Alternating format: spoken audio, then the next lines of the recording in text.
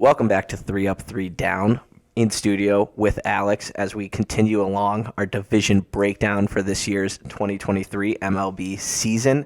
Last episode was the AL East. This episode, we start with the AL Central, being Alex and I's favorite of the bunch. Unfortunately, we got to start from first to last, that being the Cleveland Guardians. Yes, the Guardians. Get used to it as we did last season. This team was able to kind of turn a division that was kind of mostly in favor of the White Sox coming into last season and turn it on its head with it may have not been an MVP performance from Jose Ramirez, given the fact that Aaron Judge hit 60-plus bombs. But Jose Ramirez, some pitching, led this team to a playoff berth. Beat who did they beat in the first round? They beat Seattle. Beat Seattle before losing to the New York Yankees, but making it a competitive series. Alex, what do you got on the Cleveland Guardians for this 2023 season? Yeah, I mean, this is an exciting team, and a big thing we saw last year is that, and I think the Guardians kind of got national recognition as this, is they're different. They're like the AL Central version of the Rays in the way that they can develop talent, especially pitching, and seemingly win baseball games in different ways than is the norm now. They're not going to hit a ton of homers. Obviously, Jose Ramirez is one of the elite hitters in all of baseball. But then you look at the rest of the lineup. Steven Kwan, just a pain leading off. Ahmed Rosario, kind of same type of player. They have Oscar Gonzalez, who looks like a rising. Maybe give that lineup more power. Andreas Jimenez. They add Josh Bell, who's another one of these kind of slap it. He's power, but he also slaps it around. Like, he's not an easy out. He doesn't strike out. Josh Naylor had a breakout season last year with a lot of clutch moments and energy for this team, really. They're going to steal bases. They're going to run. They're going to play great defense, and they're kind of going to make you lose. Yep. They're incredibly annoying to play against because they put the ball in play and they run hard. No, it's exactly kind of what Terry Francona wants with this roster, is that they challenge you on all dimensions of the game, defensively, pitching-wise, and like Alex said, they are going to put the ball in play. When you have someone like Steven Kwan leading off, who's never going to strike out, seemingly, things are awesome. And then you bring in, like he hinted at, the additions from this offseason. Josh Bell from the San Diego Padres via free agency. Mike Zunino, catcher formerly of the Tampa Bay Rays. They brought in Zach Collins via free agency. And pitching-wise, the staff did not change. And in the bullpen, they brought in De Los Santos. But that is about it for this year's bullpen for the Cleveland Guardians. Not a crazy amount of additions, but like Alex said, adding some power, adding a great first baseman in Josh Bell, adding a consistent catcher in Mike Zunino. And the fact is, this team gained. They didn't lose. And it's a team that won the division last year. So, do you feel confident in this team taking the steps that they need to? Where are you projecting this Cleveland Guardians roster?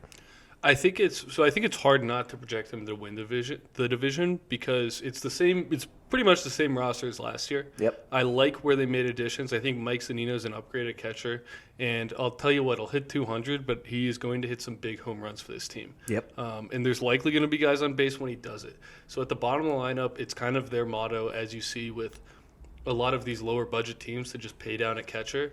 And when you get a guy with that much pop as your pay down catcher, it's nice because Austin Hedges hit like 140 or whatever last year for them. Yep. Now it's going to come with, if things work out, 25 to 30 homers. And that's a big difference for a lineup that just needs that. Not a huge average change, but definitely a huge power number change for this Cleveland, which is massive. Lineup. And we look at it, we're like, oh, they didn't make that many additions. Could they have gotten better? Yeah, that's kind of how the Cleveland Guardians do this. It's just how they operate. They add by development, and they just get better and better each year. You know this team's going to have confidence going into this year. Yep. They come off a great season in which they played with the Yankees. They almost beat them, right? They were very close. Scared a few. Definitely scared a few in the Bronx. And they could have, like it wasn't out of the question at all. So it's like this is a very good team, and I just don't think we can sleep on them because they didn't make the big additions. Well, I did my trend of what I've been doing for the divisional breakdowns, skipping the arms of these teams. Let's dig into the starting rotation in the bullpen quickly. Returning obvious ace Shane Bieber, a guy that will be reliable as all heck for any team in the MLB. Tristan McKenzie, a guy who's taking the steps in his development and looked pretty good throughout last season. Cal Quantrill, the Canadian, stepping up for the World Baseball Classic, pitching in the World Baseball Classic, I should say. He returns for this Cleveland team. Same with Aaron Savali and Zach Plesac. That rounds out the rotation. And then obviously, look at the closer role. You've got the all-star Emmanuel Clase. He returns with that heat of a fastball and a cutter. And then he is surrounded by the crazy, the long-haired James Karinchak and co. What do you got on the rotation and the bullpen? Yeah, so I'll start with the rotation, and it's one of my favorite rotations. Tristan McKenzie has become one of my favorite players to watch in baseball. I think he's borderline must-watch TV in terms of how he pitches. I mean, if you haven't watched him play, he's about 6'6", 180. They call him Sticks, and the nickname is fitting. I mean, he rivals Chris Sale for that build and might even be skinnier. But he comes with just a power fastball that he can locate now, which was a problem for him earlier in his career, and he figured that out. A game-breaking curveball, and just all-around elite stuff. And it seems like he's put it together and learned how to pitch as opposed to just having stuff. Yep. Then you have Shane Bieber, who's a guy who can do a complete game in under 100 pitches, it just kind of shows you the quality of pitcher he is in terms of how he's classy. You know, he's got really good stuff, but it's kind of regressed from those Cy Young contender and Cy Young winning years. But it's still elite stuff with just incredible control. Yep. Cal Quantrill, got to give a quick shout-out to him, from Port Hope, Ontario. Very small town. And my friend Charlie, if you're listening, he's actually from there. So shout out Port Hope. You got to shout out Port Hope because they don't have that many people that are famous from there. No, especially not baseball players. Yeah, so Cal Quantrill, shout out to your hometown of Port Hope. Then we get to the bullpen, and this is just where – and, I don't want to discredit Plesac or Savale, two guys who are going to eat up innings, have quality starts. And also just another thing on the rotation, one player or two players, there's going to be injuries in this rotation, like any rotation. They're going to have quality coming up from the minors. This is what they do. When they go down with injuries, we saw this in position players, relievers, starters last year. They usually have quality starts coming out of these guys. They usually have quality at bats. It's just they can handle injuries a bit better because of how well they develop. But the bullpen, you're talking about one of the best 1-2 punches in baseball.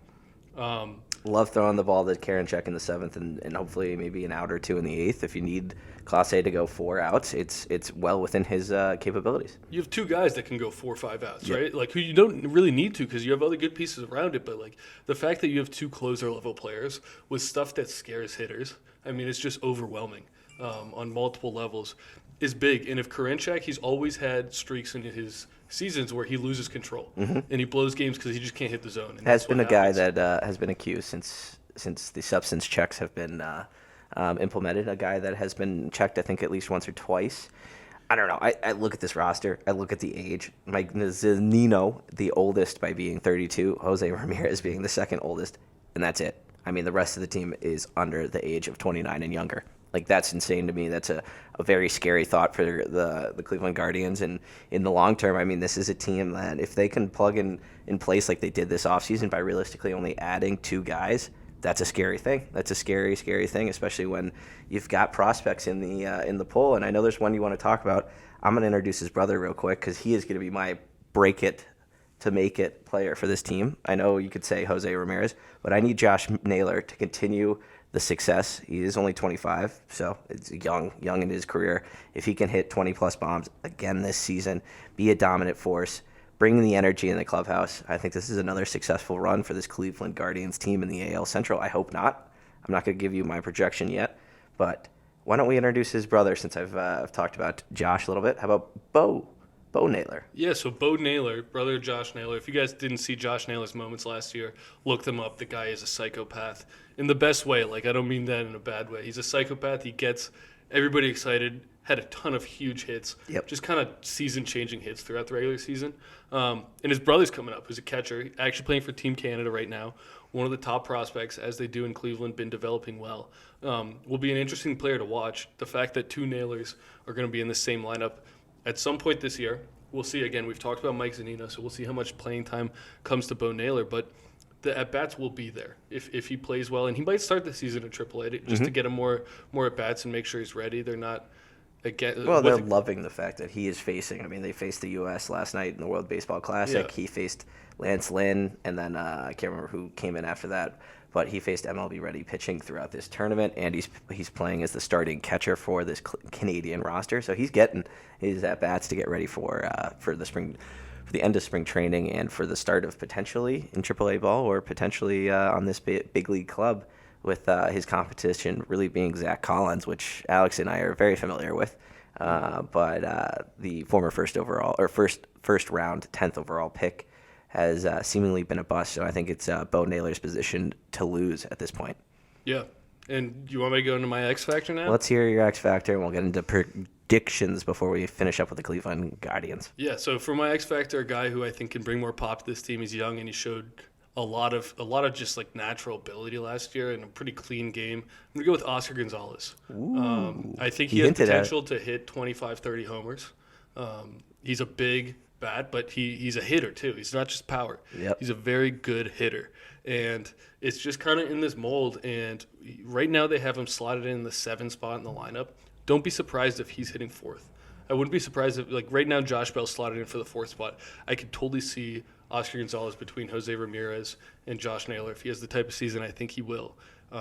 So I really like him. I think if he's another bat for this team, you're just looking at a lineup of nobody that you want to face. So yeah. He's my X factor. I trust the pitching a bit too much to give any one of those players too much importance because I just know how well they can continue to reshuffle those rotations and bullpens.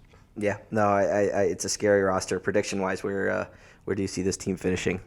And don't be as unbiased as you possibly can. Yeah, so I think this is going to be one of the best division races. I know that AL Central has kind of been a joke for a while, and seemingly always gets one team in, and it's like, oh, you just got to beat up on the Tigers and Royals, you know? And I think they'll do a good job with that. I'm going to have them finishing second, but in a wild card spot. I think they're going to benefit a lot this year from how good the AL East is, and also how much the AL West has improved. I think those divisions are going to beat up each other a little bit more, and we'll get into the Royals and Tigers later. But I think the Guardians are going to find their way into a wild card spot by playing really well in the division and just playing the clean baseball, and maybe with a really good record too. This isn't me saying they're not going to have a good record. I think my first place pick could have a little bit of a surprising year. So yeah, as two guys that try and stay as unbiased as possible, I also have this team finishing second. I'm not going to say who finishes first. I think you can figure that one out pretty easily. It's going to be interesting. I know you hinted at how competitive the AL East will be, how competitive the AL West will hopefully be now with Texas obviously adding as much as they have, Houston returning that A-plus World Series lineup, and then, obviously the Angels have their studs with the Mariners becoming the new second-place team in that West. I start to wonder, are there enough wild card spots for a second-place finisher in the weak AL Central, the definite weakest division in the AL? We'll see what happens. I definitely have them finishing second behind an improvement of a year, who we'll get into soon. But we'll see. I honestly have them on the outside looking in, not finishing in a wild card spot, but being a very competitive AL Central team. Anything final notes on the Guardians? No, a lot of fun to watch. I mean, I think if they're going to be very good. Yeah. I think the shift rule, we didn't talk about that, but I think it benefits them because they're really good fielding. So I think that'll help them out a lot. And they can run too, so all those little dribblers are going to come through even more. Yep. But yeah, thanks for listening, guys. If you like the video, we appreciate the like and subscribe. We're working on the new setup here, so we're putting in a lot of work trying to get you guys the best content possible for this MLB season. Appreciate it. Tune in to our continuation on the AL Central breakdowns.